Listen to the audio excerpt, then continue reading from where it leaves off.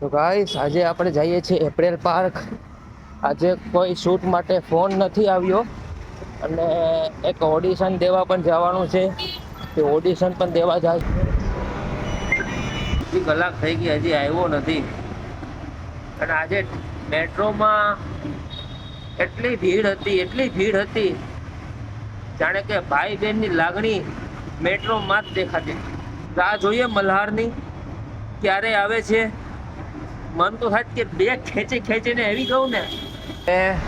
Audition દઈને આવી ગયા છે. અત્યારે અમે ખોખરા છીએ. હવે ખોખરાથી અમે જઈશું પ્રમોશન માટે. બાકી આવી રીતના કામ તો કરતા જ રહેવાનું. ગુજ્જુ પ્રોમો ભાઈનો, અમારી ચેનલનું નામ છે ગુજ્જુ પ્રોમો ભાઈ. ને એવો સમય આવશે ને કે સામેથી અમને બધા ફોન કરશે કે તમે આવો, પધારો. અમે એમ કહેશું અત્યારે ટાઈમ નથી. ટાઈમ છે, ટાઈમ કાઢવાનો તો જ કામ મળશે. તને ટાઈમ નથી તો મને છે. કામની રિસ્પેક્ટ કરો. આનો ટાઈમ છે જ નહીં, આનો ટાઈમ કાંટો ખરી ગયો, ઘડિયાળનો કાંટો જ ખરી ગયો. તો ગાઈસ અમે આવી ગયા છે પફની શોપ ઉપર, જ્યાં લાઈવ પફ મળી રહ્યા છે. જો તમને બતાવું કેવી રીતના લાઈવ પફ બને. જો આવી રીતના લાઈવ પફ બને, બરાબર,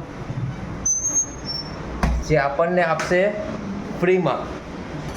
બ્રેકિંગ ન્યૂઝ, આ મશીનની કિંમત કેટલી છે ખબર છે? 1 લાખ રૂપિયો. એ તો ખિસ્સામાં હોય, કાઢીને નવું લઈ લ્યો. આવું ઘરે મશીન વસાવો ને ધંધો કરો ખુદનો પફનો. જો આ ભાઈ કહેશે કેટલાનું આવ્યું, મજા કરો, ધંધો કરો, ઘરનો કરો, એ પણ પફનો.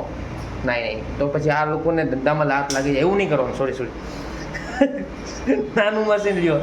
નાનું મશીન મળશે તમને ફક્ત ને ફક્ત 1500માં. આટલું એક જ પફનું મશીન મળશે. આ બહુ મોટું છે. અમે આવી ગયા છે કપડાની શોપ ઉપર, તો તમે જોઈ શકો છો. અહીંયા અમને બોલાવ્યા છે સ્પેશિયલ. ચા, પાણી, નાસ્તો બધું જ આપ્યું છે.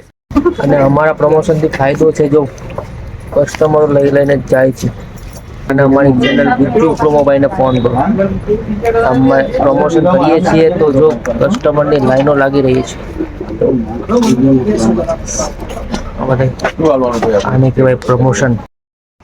તો હાલો ગાઈસ, અમારે આજે ગિરિરાજ શોપ છે એના પ્રમોશનનું શૂટ ફાઇનલ થઈ ગયું છે. અને કાલે એને શૂટ કરવાનું છે. એને કાર લીધી છે, તો કાલે એ કારનું મુહૂર્ત કરશે. એટલે અમારે શોરૂમમાં જઈને એનો એક વિડીયોઝ બનાવી દેવાનો છે, સિનેમેટિક. એટલે અમારે 2 શૂટ છે. એટલે મને લાગે છે કે કાલે રાખડી તો નહીં બંધાય, પણ અમે 2 બંધાઈ ગયા. તો ગાઈસ, અત્યારે હું આવી ગયો છું મોલમાં અને પ્રમોશનનો ટાઈમ પૂરો થઈ ગયો છે. અને હવે હું જાઉં છું ઘરે.